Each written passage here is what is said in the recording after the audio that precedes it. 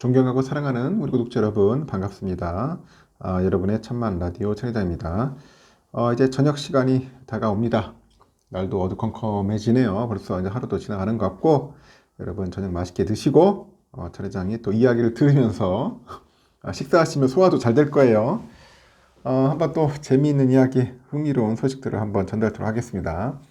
삼성 이야기는 막 제가 주장창 하니까 이번 시간에는 한번 KTNG에 대해서 잠시 얘기를 해볼게요. KTNG.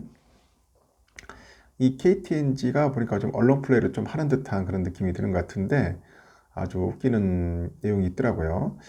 왜 주가 빠지는 인적 분할을 주장한다? 왜 인적 분할을 하면 주가가 빠지나? 하여튼 상당히 좀 웃겨요.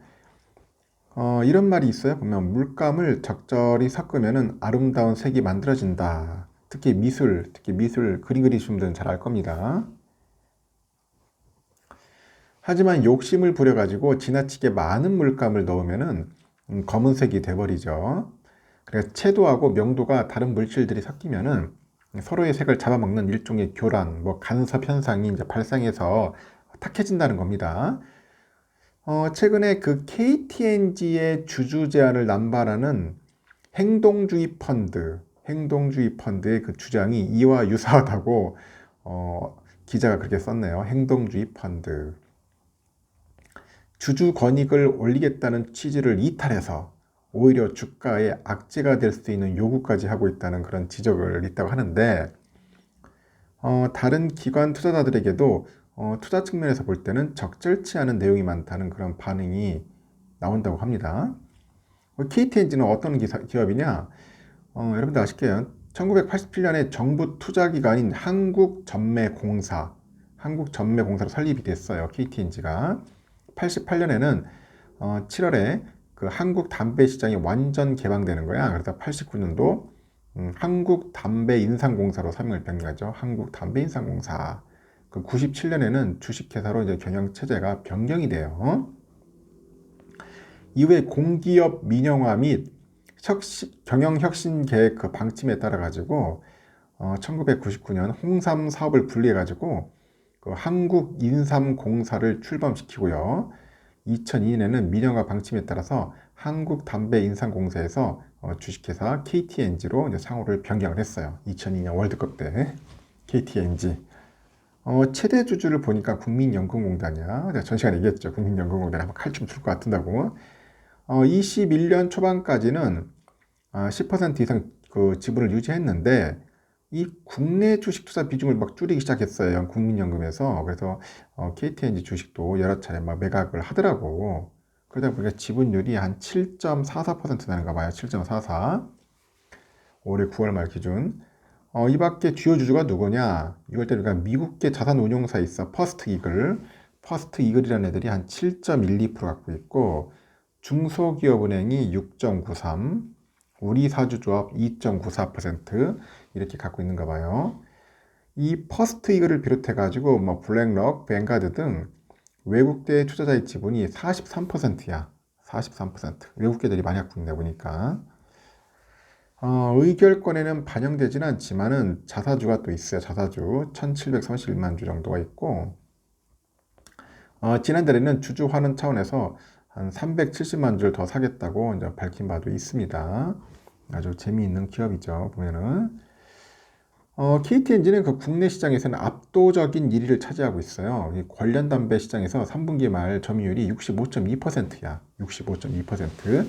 아울러서 보니까 해외 주력 시장인 중동, 중앙아시아 이런 시장에서도 판매량을 늘리고 있고 동남아시아, 아프리카 등 신시장 개척도 빠르게 진행 중이다. 그만큼 우리 담배가 좋은가 봐요. 보면은 수출량이 가파르게 오르고 있는데 이 관련형 전자담배 제품인 릴이라고 있어요. 이 릴도 국내 판매량이 급증하고 있대요. 이 관련형 전자담배랑 관련해서 2020년 1월에 PMI하고 제품 공급 계약을 체결해가지고 7월부터는 글로벌 수출이 시작이 됩니다. 또한 국내 전자담배의 경우 압도적인 경쟁 우위를 보이는데 22년 그 3분기 디바이스 점유율 보니까 86%, 스틱 점유율이 49%를 기록하는 등 아주 지속적인 성과를 내고 있다. 지속적인 성과를 내고 있습니다. 특히 소비자 편의성을 대폭 개선한 릴 솔리드 2세대의 전국 확대, 그리고 독자 플랫폼 릴 하이브리드 2세대 지속 성장, 소비자 니즈 기반의 스틱 포트폴리오 구축을 통해서 이 관련형 전자담배 시장을 견고히 끌어가고 있다. 그런 이야기가 있습니다. KTNG는 관련 담배, 관련형 전자담배 외에도 인삼 사업, 부동산 사업도 영위하고 있는데 주요 사업별 매출 비중을 보면 담배가 61.1%, 인삼 등 건강식품이 한 25% 차지해요. 부동산이 한 9.1%, 그 화장품 제약이 4.8% 정도 차지합니다. 결국 담배랑 그 인삼, 그 건강식품을 많이 하는 것 같아요. 주식 투자 측면에서 보니까 KTNG는 그 경기에 무관하게 실적을 올리는 방어주야. 방어주의 대표주자라고 하는 그 특징이 있어요. 방어주. 지난 10년간 연간 영업이익이 1조 원을 크게 하회한 적이 없어요. 없어. 그러니까 꾸준하게 잘 되는 거지, 결국은. 이렇게 안정적인 현금 흐름을 기반으로 해서 주주 정책도 강점으로 꼽혔는데 최근에 이 부분의 메리트가 더욱 강해지고 있다고 합니다. 회사 측이 이제 밝힌 중장기 그 주주환원 정책을 진행하고 있는데 지난해 배당 성향이 무려 58.9%야. 58.9%. 여기에 잔여 이익금은 자사주 매입으로 또 진행이 돼. 그래서 KTNG 올해 예상 배당 수익률이 6% 됩니다. 6%. 배당 수익률 6%예요. 242 코스피 상장사의 평균 배당 상향은 21.1% 수준이니까 한 3배 정도 육박하는 거지. 그만큼 배당의 무게감을 가늠할 수가 있어요.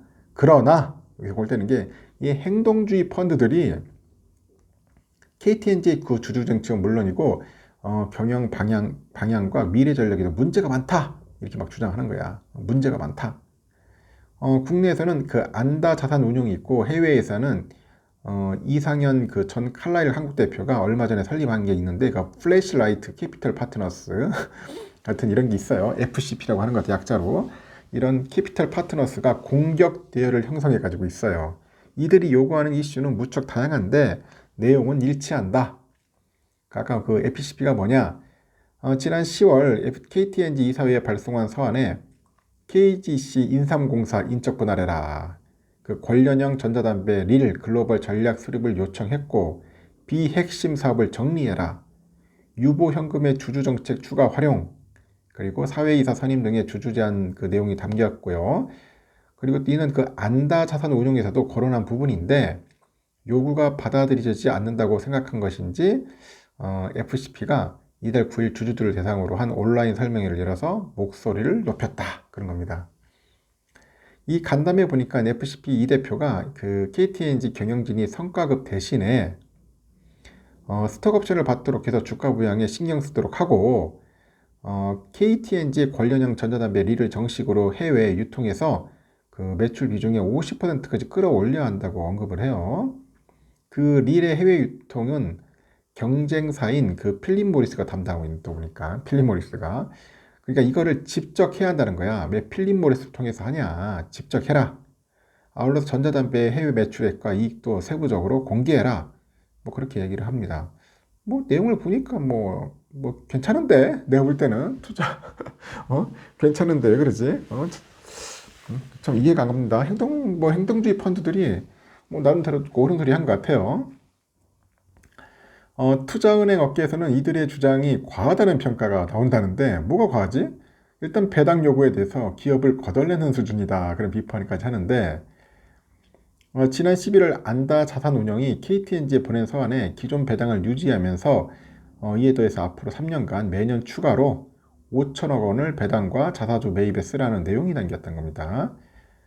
기업이 내는 이익 이상을 배당하라는 그런 요구이니까 배당 성향이 뭐 100%를 넘는다 그런 이야기를 하네요. 이렇게 되면 신규 투자는 엄두를 내기 어렵고 뭐 임금 인상과 연구개발, 마케팅도 포기해야 하는 수준이 된다 그런 이야기를 합니다. 그러면서도 담배 사업에 5천억 원 정도 규모를 투자해서 2030년까지 관련형 전자담배 그 제품의 매출 비중을 100%까지 높여야 한다고 요구를 했어요. 일반 관련 담배 사업은 아예 접으라는 얘기인데 이렇게 되면 한국 편의점에서는 수입 담배만 팔리게 되고 공들여 개척한 해외 담배 시장도 외국계 업체에 넘겨줘야 한다. 시장이 파기될 뿐 아니라 안정적인 수익으로 높은 배당을 유지하는 현재의 구조도 더 이상 유지하기 어려워지니까 거의의 배를 가르는 격이다. 그런 식으로 해서 이제 KTNG가 반론을 제기를 하는 것 같습니다. 그리고 KTNG의 그 100% 자회사로 있는 KGC 인삼공사, 여기에 인적 분할도 요구하고 있는데 이 역시 말이 안 된다, 그런 지적이 있다고 합니다. FCP는 인삼이 지난 2014년에서 19년까지 5년간 한 12% 정도 성장하는 고성장 산업이라고 하죠. 특히 한국에서는 KGC 인삼공사가 70% 이상의 독보적인 점유율을 보유하고 있고요. 그 담배회사에서 분리해가지고 그 인삼 회사로 상장시킬 필요가 있다고 주장을 하고 있는가 봐요. 그 정관장의 브랜드 파워하고 실적을 고려할 경우 인적 분할하면은 KGC 인삼공사의 기업 가치가 한 4조 원 정도는 가치를 받을 수 있다, 그런 논리인 것 같아요.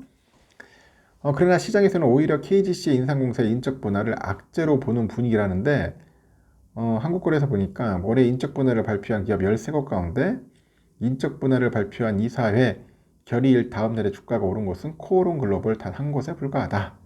나머지 12곳의 경우 인적 분할을 발표한 직후 5% 안팎의 주가가 하락을 했다고 하죠. 이후 주가 역시 인적 분할 발표 시점 그 수준에 머물거나 20% 가까이 하락한 것도 있다고 하죠. 높은 성장이 예상되는 사업부가 분할될 경우 높은 멀티플이 적용돼 분할 후 합산 시가총액이 늘어난다는 기대감이 있긴 한다. 그러나 2017년 이후에 인적 분할 사례를 분석해보니 분할 재상장 이후 합산 시총이 늘어난 경우는 무척 드물었다, 그렇게 말하는 SK증권이 있어요.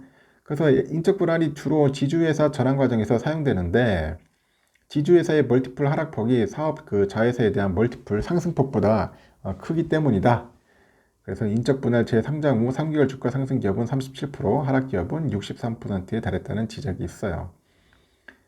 최근에 메리츠 금융지주를 보니까 그 상장 자회사 두 곳이죠. 메리츠 화재, 메리츠 증권을 100% 자회사로 편입해가지고 완전 자회사로 흡수해요. 상장 폐지한다고 했죠. 인적 분할과 반대되는 조치였는데 이 발표 후에 메리츠 3사가 동반 상한가를 기록했어요. 반응이 뜨거웠고 반면에 비슷한 시기에 인적 분할을 계획을 발표한 OCI는 주가가 급락을 했다. 그래서 아울러서 KTNG하고 KGC 인삼공사가 분할하면은 양사를 합해서 지금 같은 고배당을 유지하기는 어려울 것이라는 관측도 있고, 현재 KTNG의 그 사업 부문들이 경기에 따라 방향을 달리해서 움직였기 때문에 그 플러스 마이너스 성장이 보완되면서 사업 포트폴리오 구축 효과를 누려왔다고 합니다. 그래서 KGC 인삼공사의 경우에 건강식품에 대한 수요는 꾸준히 성장하는 중인데 이 코로나로 해외 그 출국이 이제 줄어들면서 면세점 판매 실적이 급감을 했다고 하죠. 반대로 관련형 담배랑 전자담배는 이 기간에도 성장을 계속해서 KGC 인삼공사의 어닝 쇼크를 보완해 왔다, 그렇게 이야기를 합니다. 일단 실제 그 담배 부분의 매출액 증가율은 21년에 34%고 22년에 9.3%, 23년에는 5.6% 등인데 이 기간에 그 KGC 인삼공사는 마이너스 3.1, 마이너스 2.8, 8.8% 이렇게 되었다네요. 그래서 행동주의 펀드들의 주장처럼 인삼 시장이 2014년에서 2019년 가파르게 성장했을지 몰라도 현재처럼 마이너스 성장이 나오는 상황이 나타나면은 손실 발생 시 충격을 완화하게 었다고 그렇게 이야기를 하고 있습니다. 증권사에선. 일단은 그 행동주의 펀드가 소수 지분으로 여론몰이를 하면서 경영에 지나친 그 영향을 미치려는 거 아니냐, 그런 지적도 한다는데 아까 말한 것처럼 그 안다 자산운용하고 FCP의 그 KTNG 지분율은 1% 미만이야. 1% 미만 가지고 참 큰 소리 치네요. 그러나 회사에 요구하는 것은 아까 말한 것처럼 인적 분할, 그 분할 상장, KGC 인삼공사 제품 이미지 리브랜딩 해라, 에너지 드링크 시장 진출해라, KTNG의 부동산 그 자산을 현금화 해가지고 배당 확대, 최대 주주 수준의 것들이다, 뭐 그런 건데 행동주의 펀드가 기업 성장에 과실을 함께하는 장기 투자가 아니라 단기 차익을 목적으로 한다는 점도 문제로 거론된다, 그런 겁니다. 그래서 미국에서는 행동주의 펀드를 집중해 운영하고 있는 칼 아이칸이라는 사람이 지난 2006년 KTNG 그 지분을 5% 이상 산 뒤에 한국인삼공사 창장과 유유부동산 처분, 주주 환원책 강화 등을 요구를 했어요. 칼 아이칸이. 사람이 아니고 죄송합니다. 칼 아이칸.